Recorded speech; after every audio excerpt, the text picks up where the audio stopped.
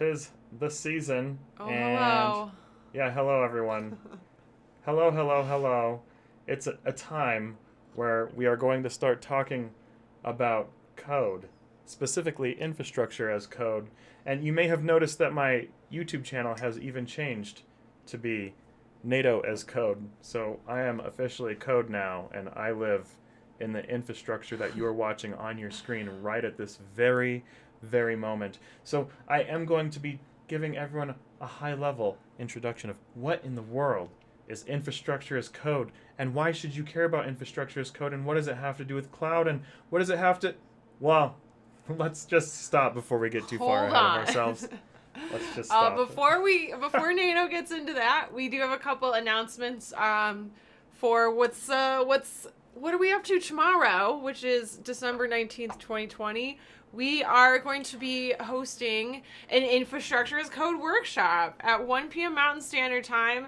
There's a link in the description of how you can go and register and sign up for that workshop. So if you enjoy what NATO talks about tonight, that is probably going to be like the perfect place for you to spend your Saturday and learn a little bit more about infrastructure as code.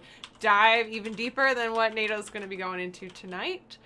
And then after that, at 4 p.m. Mountain Standard Time, right here, here in our Facebook group, and we're going to be doing an Olympiad demo, and we're going to have well, actually, I guess that's probably going to be going out to multiple platforms, not just Facebook. So the demo will be viewable to everyone. So that part, you can watch our demo from the Facebook group. You can watch our demo from, YouTube, LinkedIn, Vimeo, wherever you find whichever us. one of those platforms you prefer to watch. But be aware, if you want to participate in the games after the Olympiad demo, you have to be... Well, okay, wait. So that's the next part of the announcement. So Okay. then at 5 p.m. Mountain Standard Time, after the demo, we're going to have a holiday party for anyone who'd like to come. It's going to be a free holiday party. We're meeting in Google Meet, which means I think we're limited to like 100 seats. But we're just going to come in and like have fun. We've got some fun games planned. Sarah Kirk is going to walk us through some drink recipes, and for some holiday cocktails, we're going to play a bunch of games, and we're going to have some awesome giveaways and prizes happening at that point. Prizes, including a Jetson Nano, which, do we have a box available to grab that's close enough? Either way, if anyone has ever heard of a Jetson Nano, it's kind of like a Raspberry Pi. They're on the other side of that thing right there, if you can see them. Oh, I see it. Okay. Yeah. We have some Jetson Nanos, but we're going to be giving one of these lovely Jetson Nanos, not this open box one, a brand new one, but some lucky winner of our hackathon, which we will have a hackathon, and it'll be a little more beginner friendly than other things, but the hackathon's going to be based on regular expressions, which we're going to get a mini lesson on things like that.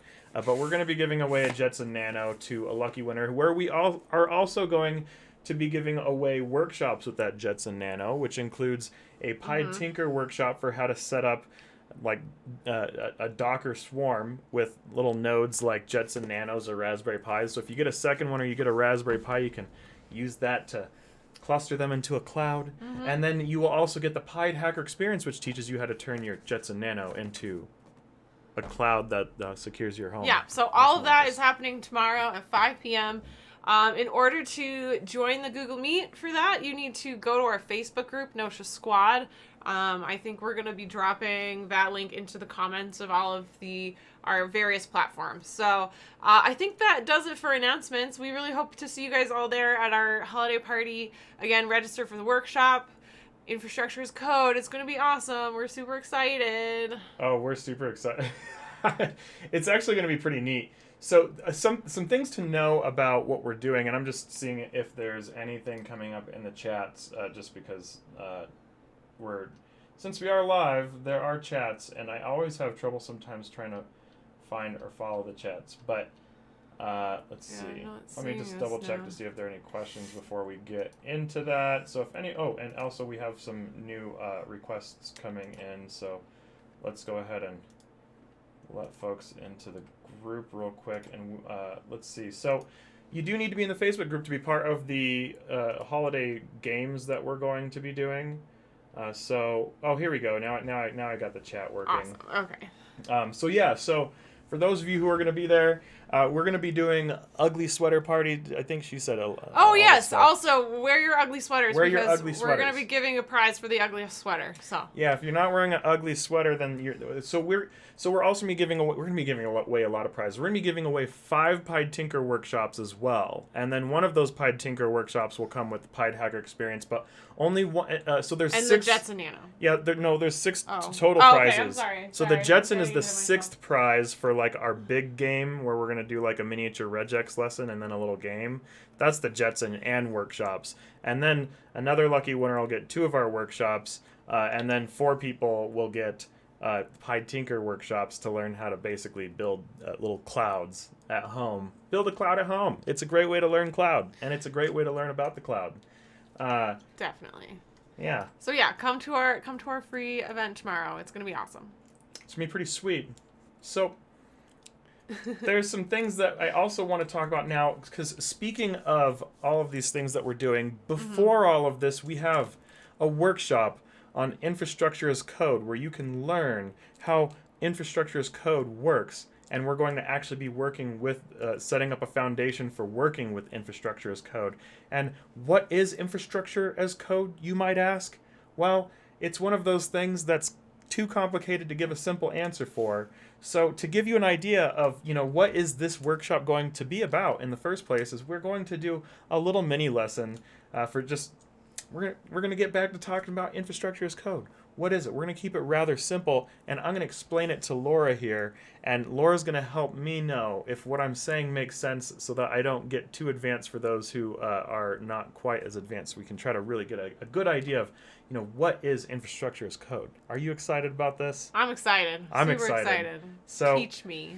So let's start talking about infrastructure as code real quick here. So we need to do the priorities first, and priorities when I'm doing things about things and other things comes in the form of Jamboard lessons.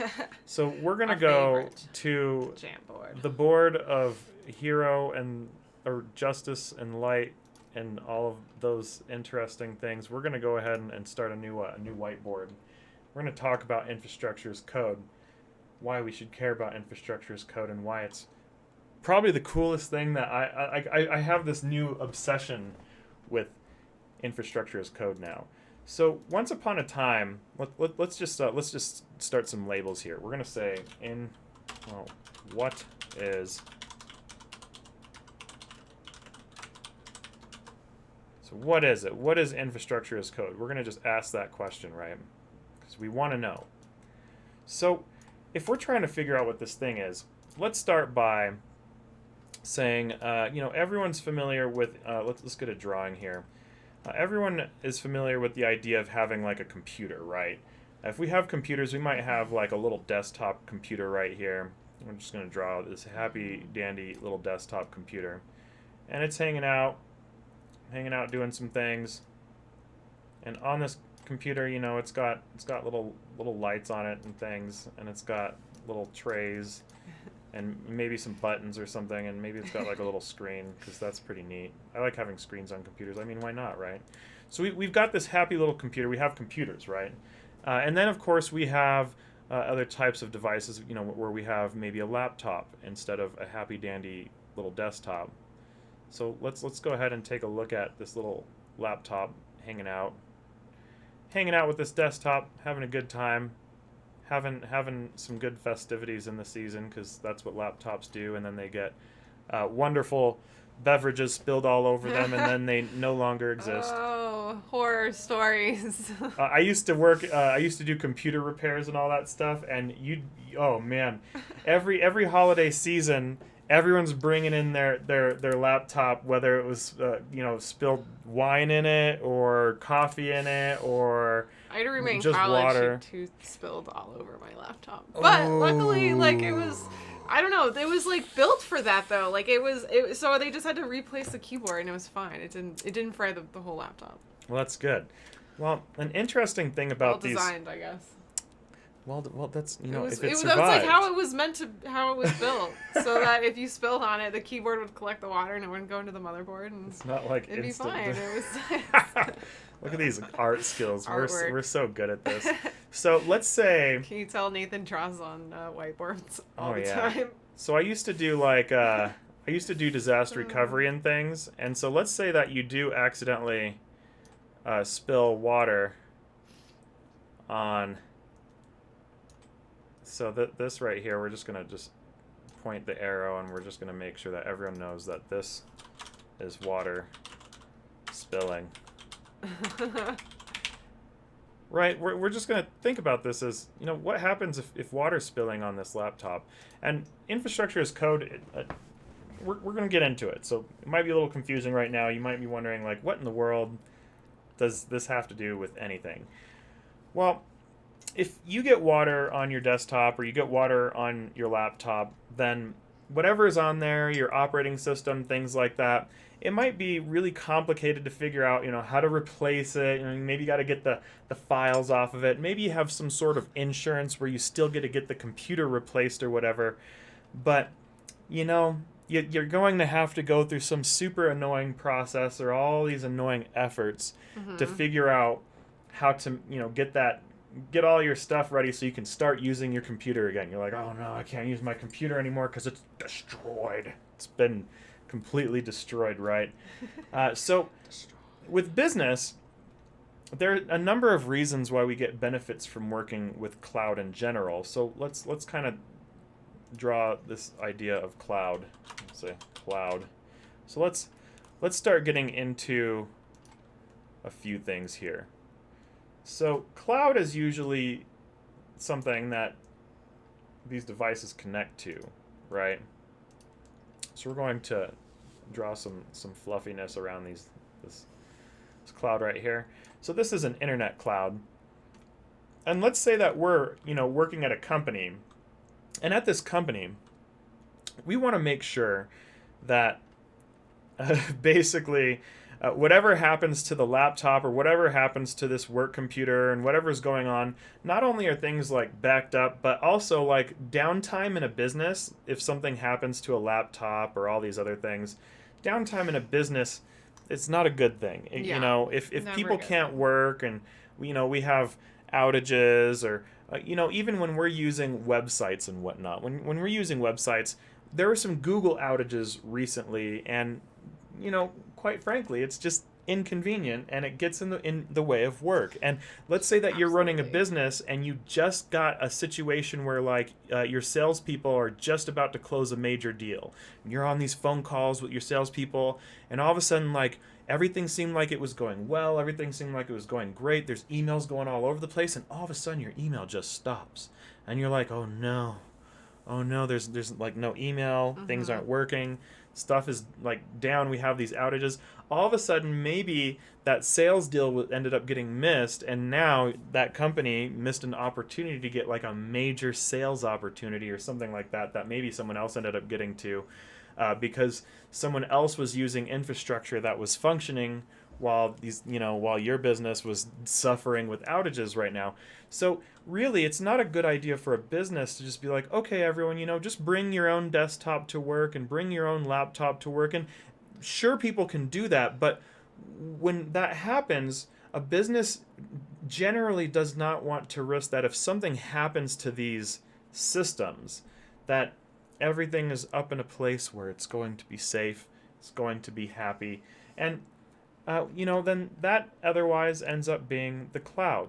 So then this is where it's, maybe this laptop gets destroyed at some point or lost or who knows what. Somebody spills coffee on the server.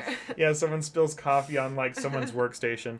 Well, what the cloud essentially is the cloud is like a separate building or a separate location, something along those lines. And maybe we just say, I'll just put a little tag here that just says building where the cloud lives.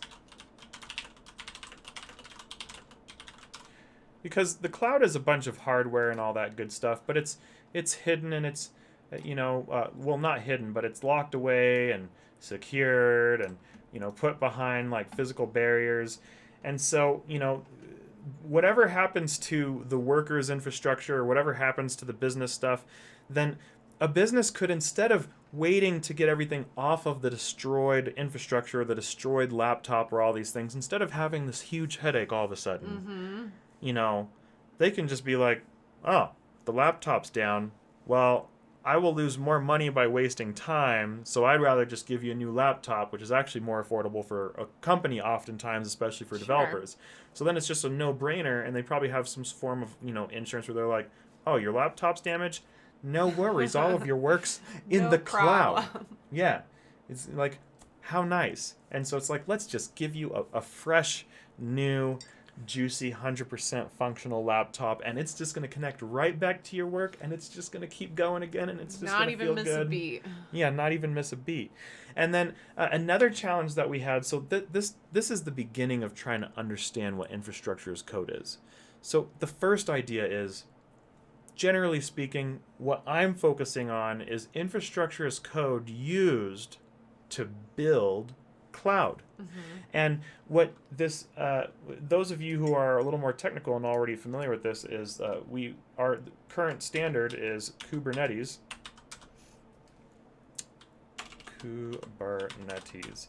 which is what you see in a lot of production clouds. Production meaning a cloud that businesses use, right?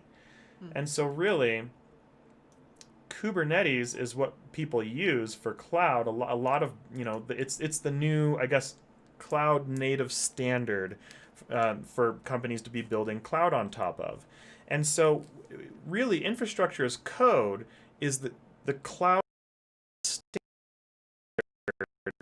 that companies use to provide services from the cloud. And it's a rapidly deployable infrastructure, and what this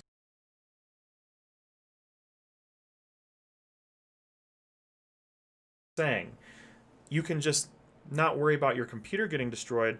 But what infrastructure as code says is that in the cloud, you have your little access computer, which we could call an access node or something along those lines.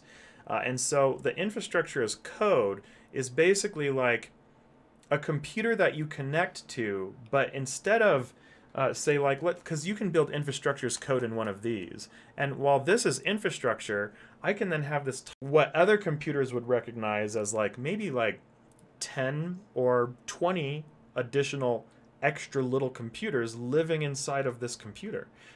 Let me show you real quick. Let me just give you a little bit of a visual, and you might not know what you're looking at, but for those of you really trying to get into this stuff, you'll probably want to know what you're looking at, which is what the workshop's for. So if you see this and you're like, I really want to know what that is, then maybe the workshop is something that's for you. And if you look at this and you say, no, or this looks terrifying, or keep it far away from me, then probably don't join the workshop. So this is also an opportunity for you to figure out, do you want to spend your time and your $50 suffering through something as awful as infrastructure as code, or is it the most exciting thing on the planet like I think it is? Like, I think it's super cool. So let's just take a look. So first and foremost, this is a little bit of a project that I'm working on, but let me show you this little window right here. This thing's gonna finish loading someday. There it goes. Oh, it wants me to log back in. We're gonna log back in. So if I come over and click on these things that I'm clicking through super fast, because this isn't the workshop, I'm not going to teach you how to do all this stuff right here, but if you want to know what all of this stuff that you're looking at here is, we have a DNS server hanging out, and right here you're looking at a screen where this is showing little tiny servers, where this is a server inside of a server. So inside of a little box like this with multiple systems running together, then they host these little tiny computers, and these little tiny computers are called containers. And containers, infrastructure as code is not just containers, but containers make it really easy to take what you're doing, whether you're trying to host a DNS server, you're trying to host some other thing, and containers, you can take these containers and then save the code from these images, and then throw that code up into the cloud. And then what that means is you can then save it's kind of like making a backup of your computer, but it's a software computer. It's a computer built out of software, Huh. basically. Yeah. And then you can use it like one, you can access it like one. And the most interesting thing is let's take a look at one as it's running. If we're trying to take a look at some infrastructure in general. So if I'm going to go ahead and access some infrastructure. So right here, I just pulled up some infrastructure that's running in this little ecosystem right here, where I can go ahead and type in here. We've got all this stuff, and then let's go and take a look at a different one. Here's another little computer that's hanging out in here. We've got all these little tiny computers, and whether or not it's running a virtualized desktop or if it's just like a terminal or something along those lines, you can basically have a whole little computer that runs in code, and then if something happens to one of these, you can have these then saved in a cloud somewhere. And then also used for cloud, which then gets really confusing. So some other things to know about infrastructure as code is you can then save code in these containers that can even be used to configure an entire little physical host like this, where if anyone's ever worked with a Raspberry Pi before, you have to take off the little covers, and then you have to go and get a little SD card, and you have to figure out how to get that thing out, and then you have to figure out how to get the little thing in there, Image it, and then you gotta image it, and then you gotta figure out all these other little things, and you're like, okay, so what do I have to do next? And then you have to come over and make sure that the power is doing what it should be doing, and make sure that the little fans work and all that good stuff. You got to do all those things anyways, and there's all these little tiny steps. But what if I told you, especially you technical folks out there who already know about these steps, what if I told you that all you had to do is you could build a container that not only can create other containers, right? Can make a little piece of infrastructure in the form of code, which is this is one of these containers. And then what if I told you that you could set one up to be able to automatically set up whatever type of hardware or containerized software hardware, which is a containers or laptops, desktops, you name it, doesn't matter. You could just have a little container tool that can just plug in the Ethernets on both of these, and then push the go button, and then in 5 minutes, as long as this has the SD cards in there already, the SD cards don't even have to have all the other configurations of who knows what that you want to do, but basically, forevermore, you can just have a toolbox that sets up other cloud things, whether you're setting up physical servers, whether you're setting up virtual machines, whether you're setting up containers. So you can essentially automate the process? Is that what you're saying? Yeah. You can use a little tiny box like this, build an infrastructure as code tool into it, like what I'm talking about, and then have this teeny tiny box set up 1,000 servers for a company, quite literally, huge servers, not even the little ones. You can have build a bunch of 1,000 giant big beefy supercomputers at a massive place, just by using an infrastructure as code tool. So basically, it's like magic. Magic. Just plug in all the things. Don't worry about putting all that work into setting up your applications and setting up every single server the hard way. Just plug them all in. Make sure they have the power. Set up your little infrastructure as code tool wherever you have it set up. It doesn't even have to be running from one of these. Basically, I like to build in Docker. So this workshop is with Docker, for anyone wondering. And whether or not you're running a single system with Docker, or whether you're running a little Docker swarm, I'm going to talk about what it's like if why would you consider playing with the Docker swarm to do this, or why would you consider just having not a Docker swarm. And if you've never heard of Docker swarm, well then that's a whole nother lesson too. Basically, what Docker swarm is there's a little application called Docker, and that's the application that lets you run these little software computers. Kubernetes does as well, but Docker is better for developing, and in my opinion, I prefer developing with Docker, because Kubernetes, it's better to automate for Kubernetes. And so I teach how to use Docker to automate the construction of Kubernetes. So I prefer to build Kubernetes with automation, and I prefer, if I'm going to start development, to start with Docker and then automate Kubernetes. And that's what this workshop is about. How do you set up the foundation to make something like that possible? How do you set up that tool?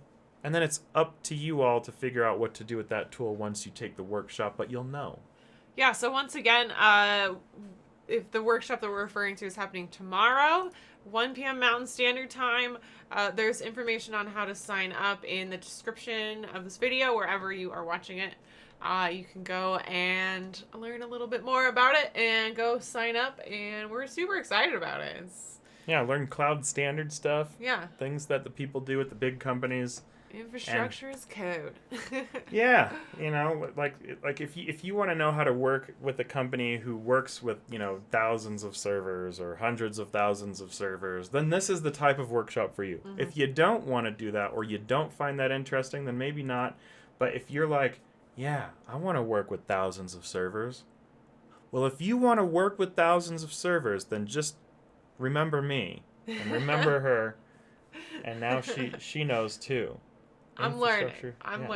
So let's hear Laura's version of infrastructure as code, Okay. not from the super technical head. So Laura, from a beginner standpoint, on the spot here. You got this. So infrastructure as code is building. You can essentially build virtual computers. I feel like I'm already getting too technical for this. In like containers. Or maybe not necessarily even in containers. Do they have to be in containers? Maybe that's too much. For the infrastructure as code? Yeah. Well, infrastructure as code, so... No. Okay, let me finish my explanation. Okay. So again, it's like a virtual computer that you can kind of set on your hardware, but that like exists like independently in the cloud. So you don't necessarily have to have hardware to have your computer operational. You can tap into it from multiple different sources. Yeah, and that's essentially it. That's essentially it, and really the infrastructure as code is kind of like the saving of the system in code. Okay. So that can even be like the saving of the configurations for this saved in code, or the saving of the configurations of a container or a virtual machine in code. But that's pretty much it. It's just like the saving of those configurations in code, so that you can just like automatically put those configurations, like operating system, apps, everything else, or whatever all the things, you want to put it on, exactly how you want to do it. And basically you can like go to your computer and once again, instead of like going and doing all the imaging the way that you might normally do it and setting up all the stuff, as long you still got to plug in the physical so this connections. Actually makes me go back to here's an example, and tell me if this is a good example or not. So like a while back, like I've been talking about how I want to start using Linux more, and we were gonna take this old laptop that I have and just wipe it and turn it into a Linux machine, right? Yeah. And one thing we talked about with that was creating like a desktop that I could then put on like any computer. Like I could put it on my laptop, I could like configure it there, and then I could put it on like my desktop, or I could put it on a Raspberry Pi, or I could put it like anywhere, like this particular like desktop configuration. Is that sort of like infrastructure as code? That would be a form of infrastructure as code, yes, because you're saving a desktop that you like to use, where it's like your exact desktop, your configurations. Configured like how I'm all about customization, so I like to have everything set up just so. I'm very particular about like my user interfaces and like experiences. So that's something that I really have wanted to do. And and then it makes infrastructure's code. Okay, so that's what that. Okay. Exactly, and then Sweet. like with the drawing here, like let's say that your desktop, if you set up infrastructure as code like that, and then you saved your desktop in infrastructure as code. Let's say that down the road, like you're like, okay, so I spilled water. This goes back to the example we were talking about. You spill water on your laptop. You got to get a new one. Well, if your desktop was just being used from infrastructure as code anyways, then all you have to do is just go and then just like pull your desktop, and then bam, it's right there. All your configurations, all your customizations, all the little things that you hate setting up over and over and over again, everything right there. Everything how you like it. It's like magic. That's what I want. It's amazing. Okay, well, that's a project that's coming soon. Yeah. So in my life, at least. yeah. So awesome. Okay. yeah. So Infrastructure is code. infrastructure is code. We're learning. We're learning lots tonight, and we're learning gonna learn unlimited even more things. tomorrow during our workshop. That's right. So that's a high level, and of course it could be a lot more complicated than that. I would say go down a Google rabbit hole, go look it up yourself, go look up like what is infrastructure as code? What is this stuff? How does it work? Why do people care about it? Yeah. Should I tie my shoes with it? If I could figure out how to make infrastructure as code tie my shoes, then that's going to be something that I will show live one day. But that would require me to have robotic arms. I was gonna say, I think you need like a robot. Yeah, I gotta get like a robot and then save the configurations in the robot and then have like a shoe tying robot. Now I feel like I'm sounding like Simone Giertz or Giertz. Yeah. Or however you pronounce that name. But yeah. It's Swedish. A robot sure. A robot that chops vegetables. Oh yes, infrastructure is code for robots, so that you can have, like you can build a robot army faster. Build your robot army even faster. Even faster, and you can so give them a hive all the mind. humans. Oh, you could give them a hive mind too. With edge computing, because there's something called edge computing where it's like talking over all over. Yeah, and just set them all up on 5G, and then their brains will all talk to each other over 5G. Awesome. And they can all these robots can run off of Kubernetes. Oh my goodness! And you can use the Jetson for like if they're you'd need an advanced robot. You need a lot more power than what a Jetson has. Jetson might not cut it. Jetson might not cut it for that. You robot. might have to for something like a super like battle robots with a hive mind. I hope I'm not telling this to people who are gonna like start building a robot army now. They're gonna be like, "What? That's possible? What? He said Kubernetes and infrastructure as code. You can build a robot army, and what? You can use 5G to create a hive mind with them." I mean, I feel like if you can figure that out and go do it, more power to you. We're doomed. If you want to learn, maybe you should come to our workshop tomorrow. That's right. So again, order of events for tomorrow, December 19th, 2020, is 1 p.m. We have a workshop on infrastructure of code as code, exactly what we've been talking about tonight. We're going to go even more in depth on what that is tomorrow. That's right. Or NATO is. That's right. You're gonna learn what a thin client is. Well, before we get too much into that, and then of course at 4 o'clock we're gonna have an Olympiad demo. That's of course free to everyone on across our social media platforms. And then at 5 p.m. everyone's invited to our Ugly Sweater holiday party, which will be if you go join our Facebook group, we'll have details on how you can hop into that. We're going to be doing it in Google Meet so that if people want to, show faces and talk to each other. I think a lot of people are feeling a little isolated with the world the way it is right now, and we just want everybody to be able to have some human interaction this holiday season, and then also come and win some amazing prizes during our Christmas party, and that's all happening tomorrow. So. Yes, all of that is coming as well. I'm just going to answer this question. So someone asked, they see 3 people in the stream on LinkedIn because I'm trying to look at multiple chats right now. So we're actually streaming to multiple channels. So we're streaming to YouTube, we are streaming to Vimeo, we are streaming to Facebook, and we are streaming to LinkedIn. So we're streaming to multiple locations. So hopefully that clears a little confusion, and for all the split chats all over the place. Yeah. All of the chats all over the world. Yeah, and once again, all of our we're in Mountain Time where we are. Mm-hmm. So all of those times will be Mountain Time. 1 p.m. for the workshop, 4 p.m. for the demo, 5 p.m. for the Ugly Sweater holiday party. And a partridge in a pear tree. And a partridge in a pear tree. That's right. Cool. All right. Well, thanks everyone for coming tonight. We'll see you tomorrow. Yeah. Woo!